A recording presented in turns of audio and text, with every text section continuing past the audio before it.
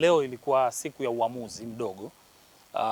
Badala ya kuwepo maombi ya kesi za uchaguzi za wabunge wa Bunge la Jamhuri ya Muungano wa Tanzania kwa majimbo ya Zanzibar hasa Unguja, na sisi tulifaili hiyo petition, lakini baada ya kufaili petition tulifaili maombi pia ya kuomba exemption ya security kwa sababu mashauri haya unapofaili unatakiwa uweke security for cost. Lakini sheria inaruhusu kuomba exemption ya security. Kwa hiyo tumeleta maombi haya wakati tumeyafaili, wenzetu wa upande wa Jamhuri kwa maana ya ofisi ya mwanasheria mkuu pamoja na tume wakaleta pingamizi la kisheria la awali hasa kikatiba kusema kwamba Mahakama Kuu ya Zanzibar haina uwezo kikatiba kusikiliza shauri hizi au mashauri haya ya uchaguzi na maombi yanayotokana na mashauri ya uchaguzi, wakisema kwamba shauri ya namna hii na maombi yake yanatakiwa yasikilizwe kwenye Mahakama Kuu ya Jamhuri ya Muungano wa Tanzania. Lakini kimsingi ni Mahakama Kuu ya Bara. Sasa baada ya kusikiliza hoja zetu, na katika kusikiliza sisi tulieleza hoja zetu pia za kisheria kwamba Mahakama Kuu ya Zanzibar ina uwezo wa kusikiliza kwa sababu Mahakama Kuu ya Zanzibar imeanzishwa na katiba ya Zanzibar, haijaanzishwa na katiba ya Jamhuri ya Muungano wa Tanzania. Kwa hiyo haiwezi katiba ya Jamhuri ya Muungano wa Tanzania kuiondolea Zanzibar mamlaka kuu, Mahakama Kuu ya Zanzibar mamlaka yake.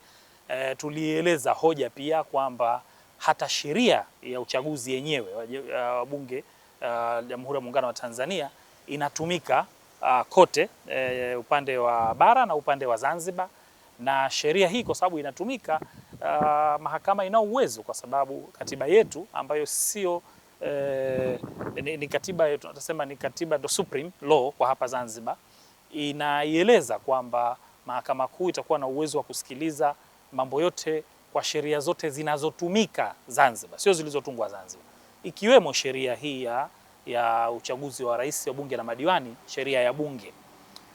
Tumeeleza, kwa hiyo hoja zile pamoja tukatumia na kanuni. Leo mahakama imekuja kwa ajili ya uamuzi. Mahakama imechambua hoja zote na mahakama imeona kwamba haina mamlaka. Kwa lugha nyingine, mamlaka ambayo katiba ya Zanzibar na sheria iliyoanzisha Mahakama Kuu Zanzibar imeipa mamlaka Mahakama Kuu kwa kutumia maneno unlimited jurisdiction, kwa maana uwezo usiokuwa na kikomo. Leo tumeambiwa na Mahakama Kuu kwamba ile sio sawa, yani inayo kikomo cha mambo yake, na sio kwamba haina kikomo, na kikomo chenyewe haitakiwi kusikiliza mashauri ya uchaguzi kwa sababu katiba ya Jamhuri ya Muungano inataka hivyo. Ndio kimsingi uamuzi. Mheshimiwa Jaji amejielekeza sana kwenye kifungu cha 83 moja cha katiba ya Jamhuri ya Muungano wa Tanzania. Ndio uamuzi wa mahakama ulivyokuwa. Kifungu cha 83 kinasema kwamba mashauri uamuzi kuhusu mtu kuwa mbunge au kama mtu halali wa mtu kuwa mbunge, basi mashauri hayo yatasikilizwa kwenye Mahakama ya Jamhuri ya Muungano wa Tanzania.